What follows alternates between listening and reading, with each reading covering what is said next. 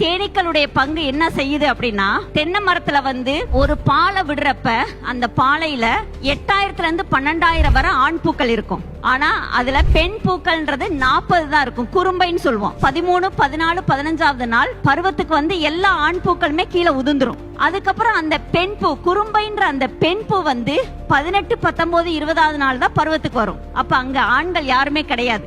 அப்ப தேனீக்கள் என்ன பண்றாங்கன்னா, இன்னொரு மரத்துல இருந்து அந்த மகரந்தத்தை கால்ல ஒட்டிட்டு வந்த மேனிக்கு இந்த பெண் பூ பருவத்துக்கு வர்றப்ப மதுரம்ன்ற இனிப்பு துளி சுரக்கும். அதுல உட்கார்ந்து அந்த இனிப்பை உறிஞ்சிறப்ப தேனியோட கால்ல உள்ள மகரந்த தூள் அந்த பெண் பூவுல பட்டு அது காயாகும். ஒரு தென்னை மரத்துக்கு 10 காய் கூட கிடைச்சா கூட 100 தென்னை மரம் வச்சிருந்தோம்னா கிட்டத்தட்ட 1000 காய். எந்த செலவும் இல்லை, எந்த உழைப்பும் இல்லை.